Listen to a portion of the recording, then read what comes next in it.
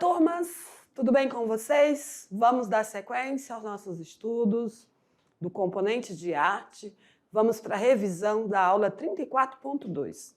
Vamos para a tela, vamos rever então os temas que nós abordamos e depois iremos fazer a revisão das atividades. Então, falamos sobre arte em Rondônia, na verdade, as manifestações culturais, né, em Rondônia, como o teatro sacro, né, que é realizado na Jerusalém da Amazônia, como eu disse, era realizado nesse espaço aberto, né? Por isso é considerado o segundo maior teatro a céu aberto, né? Teatro sacro a céu aberto do mundo, localizado aqui próximo à cidade de Porto Velho, centro de Porto Velho. Tem 21 quilômetros, né, de distância aqui, próximo, né? Não é tão longe, não. E eu já participei de uma apresentação, né? O tema é Jerusalém. Na verdade, o tema... Espera aí. Essa aqui já é aula de revisão, né? O tema não está aqui. Mas é o sacrifício de Jesus, a morte de Jesus, né? O homem de Nazaré, na verdade, o tema. Então, ocorre todo ano, porém, a última apresentação foi feita no teatro físico, né? Um teatro fechado. Não foi feito aqui a céu aberto. Então, estudante, é toda uma estrutura, tem mais de 4.000 metros quadrados. Podemos ver aqui os três, né, homens, Jesus ao centro, crucificado, né, o personagem, né, de Jesus, e ao lado, né, como a história bíblica conta. Então, perpassa então, por vários locais, e as pessoas vão acompanhando ali o teatro, né? Geralmente ele ocorre assim, ao fim da tarde, e até ao anoitecer ainda há apresentação. Então, Jerusalém da Amazônia é o teatro sacro, que ocorre em Rondônia. A outra manifestação cultural que trouxe para vocês é sobre o duelo do Boi-Bumbá, né, que ocorre em Guajará-Mirim. Então, é uma festa, né, no estilo de junino, no qual há várias apresentações de quadrilha, e também no estilo do Boi-Bumbá. O outro tema é arte de rua em Rondônia, que é sobre o grafite, né? Homenageamos aí os trabalhos feitos pelos grafiteiros em Rondônia, que é a pintura em mural, né? Grafite é a pintura em mural. Porém, há os interventores, né, que fazem intervenção com pichação. Isso é considerado crime. Então, o grafite não. O grafite tem sempre uma intencionalidade, né?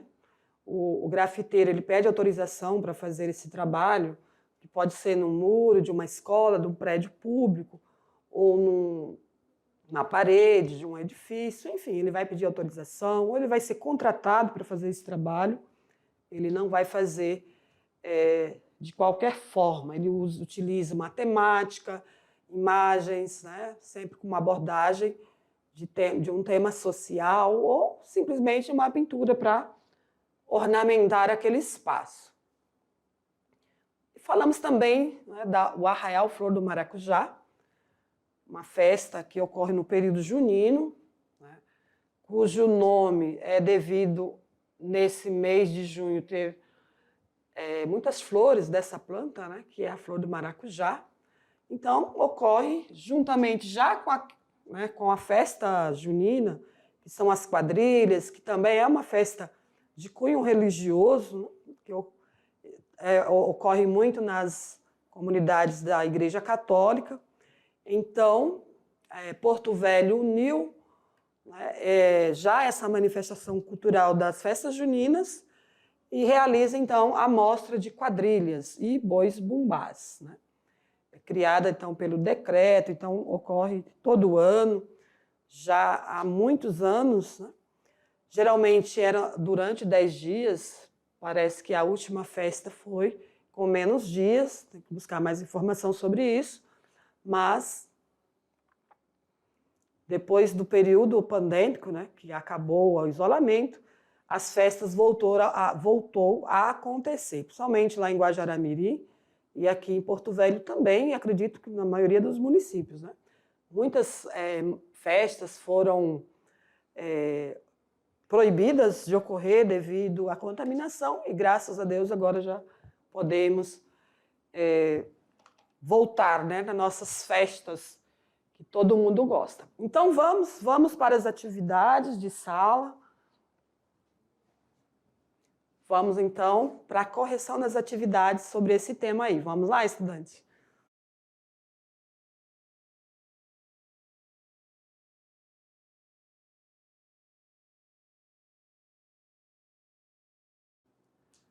Muito bem, queridos. Vamos lá para a correção das atividades. Vamos para a tela.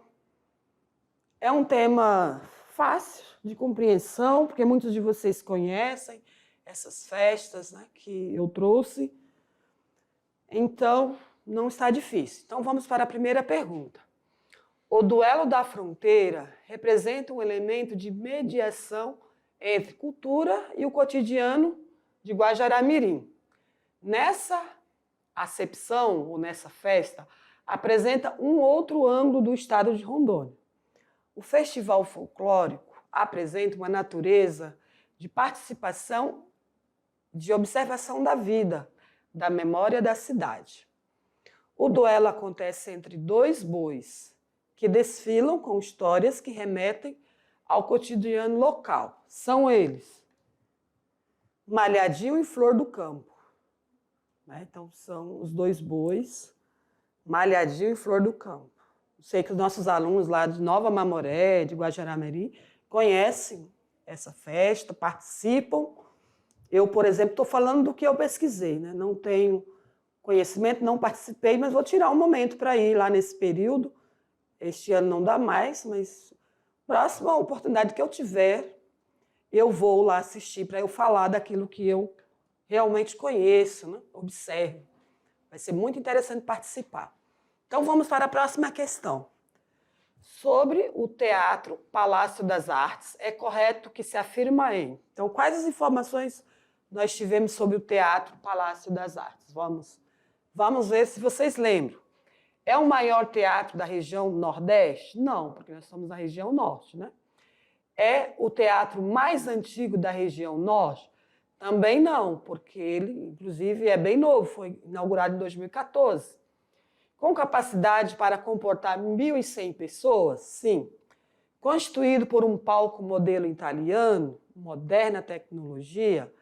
Sabemos que sim, né? Pode ocorrer diversos tipos de espetáculos lá, né, nesse espaço, como artes cênicas, apresentações cênicas, audiovisuais, musicais, porque é um teatro de grande porte. Então, alternativa correta, 3 e 4, a 1 e a 2 excluídas. Então, quem prestou atenção na aula conseguiu identificar as características. Questão 3. Um dos símbolos folclóricos do Brasil mescla dança, música e teatro. Além disso, é praticado nas mais variadas regiões do país. Os personagens cantam e dançam para contar a história de um boi que morreu e ressuscitou após ter sua língua cortada para satisfazer os desejos de uma mulher grávida. Então, esse estilo de festa é a do Bumba, meu boi, né? Ou em outros lugares, boi bumbá. Então, letra C, questão 3. Então, estudante, apesar que eu falo, né, desse estilo de dança, o fato, mesmo tendo aqui na cidade, eu tenho um pouco conhecimento sobre o boi bumbá. As informações que eu tenho é o que eu vejo nos jornais, né? Durante as festas, há muitas apresentações nos jornais. Então, eu tenho um pouco de informação. Ah, professora, nunca viu uma apresentação do boi bumbá? Posso dizer que não. Quando mais jovem, eu vi em algum lugar, em alguma festa que eu fui, mas eu não tenho costume de ir na festa Flor do Maracujá, certo? Quando começa, quando eu vejo já acabou, E geralmente as apresentações são à noite, eu não gosto de ficar em locais com muita aglomeração de pessoas, então eu acabo desistindo de ir, mas eu tenho vontade. Então, o que eu conheço é pela TV, certo? Então, por isso que eu não consigo falar muito sobre esse estilo, né? Que a apresentação tem uma história contada, né? Então, eu vou ter que assistir alguns vídeos sobre isso para compreender melhor, para trazer essas informações para vocês. Como eu disse, os nossos alunos de Guajará-Mirim com certeza têm mais conhecimento sobre isso. Os nossos alunos aqui, né, aqui de Porto Velho têm conhecimento sobre essa festa, porque participam, né? Tem alunos que dançam, né, que fazem lá as coreografias, conhecem tudo sobre a dança do boi-bumbá. Conhecimento mais só de leitura, certo? Então, vamos lá, vamos para a próxima questão. Vamos para a questão de número 4. Uma questão no estilo do Enem. Vai falar também de dança, como, por exemplo, sim, o frevo, né? Nós não falamos dessa dança, mas já em outras aulas falamos do frevo. Então, é uma dança somente nordestina. É uma forma de expressão musical, coreográfica e poética, enraizada no Recife e em Olinda, né? Então, ela é do estado de Pernambuco. O frevo eu conheço, porque eu estive no carnaval em Pernambuco há uns 15 anos atrás. Então, o frevo eu posso falar, que eu conheço. É formado, então, pela grande mescla de gêneros musicais, danças, capoeira e artesanato. É uma das mais ricas expressões da inventividade, capacidade de realização popular na cultura brasileira. Possui a capacidade de promover a criatividade humana e também o respeito à diversidade cultural. No ano de 2012, a Unesco proclamou o frevo como patrimônio imaterial da humanidade. Olha que interessante. Então, uma questão do Enem, né, que traz aí uma dança da cultura pernambucana, que é o frevo, que é muito... que há muita apresentação durante o carnaval, principalmente, né, que é aquela dança com a sombrinha na mão, né?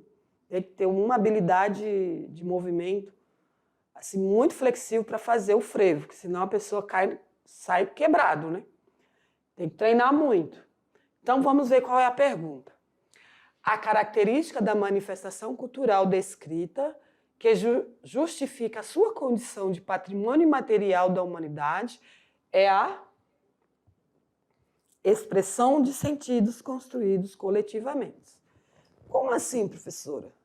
Expressão de sentidos construídos coletivamente.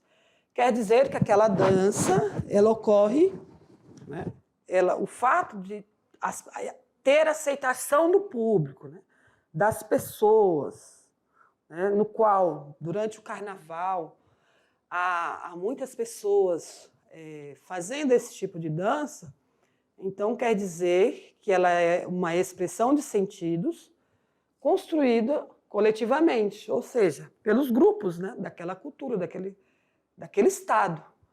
Então, por ser muito aceita, e no qual as pessoas buscam, né, visitar esse local somente durante o carnaval, por isso que se tornou um patrimônio imaterial da humanidade, né, a dança do frevo, por ter a aceitação do público, né, aceitação coletiva. É algo que está o quê? Na expressão cultural daquele povo, né? Então, faz sentido para eles, porque está na cultura, né, dos seus ancestrais e permanece até hoje. Então, a questão 4, letra D, está correta. Vamos, então, para a última questão. O Festival Folclórico de Parintins é um evento que acontece anualmente na última semana do mês de junho, na cidade de Parintins, no estado do Amazonas. Não falamos nesta aula, mas na aula anterior falamos sobre, né, o Festival de Parintins. A festa é reconhecida como Patrimônio Cultural do Brasil pelo IFAM. Fale sobre o contexto histórico do Festival de Parintins. Então, vocês teriam que pesquisar na aula anterior ou em outros textos, sites, para falar um pouco sobre essa festa folclórica. Porto Velho, vocês já sabem que tem esse estilo, né, de dança, que é o que? Boi-bumbá. O Festival Folclórico de Parintins também é no estilo do boi-bumbá, o bumba meu boi, depende, né? Em alguma região é ao contrário, mas é o mesmo estilo de dança, que é a toada, aqueles movimentos de dança, coreografia, e também com o boi, né? Com a disputa entre os bois. Em Guajará-Mirim ainda vai ocorrer, né? O meu diretor aqui estava falando que não. Vai ocorrer agora? Tá bom, vai ocorrer agora neste mês. Então, os nossos alunos aí já podem ficar atentos em participar e buscar observar e conhecer mais sobre essa dança, né? Do boi-bumbá. Então, vamos à resposta ali. Qual o padrão de resposta que vocês podem trazer, né? Sobre esse festejo. Ele ocorre desde 1965, é muito popular na região, né, amazônica, atraindo também pessoas de todo o Brasil e de outros países. Tradicionalmente é realizada no Centro Cultural e Esportivo Amazonino Mendes, em Parintins, que é um município lá do Amazonas, né? No Bumbódromo. Possui o formato de cabeça de boi e tem capacidade para reunir mais de 35 mil pessoas. Então, é um espaço bem grande, né? Então, caso vocês queiram conhecer mais, tem muitos vídeos, né, em relação a essa festa. O material que eu trago para vocês é sobre arte e diversidade. Arte e diversidade cultural, tá? Para vocês conhecerem um pouco mais sobre essa temática no qual nós falamos.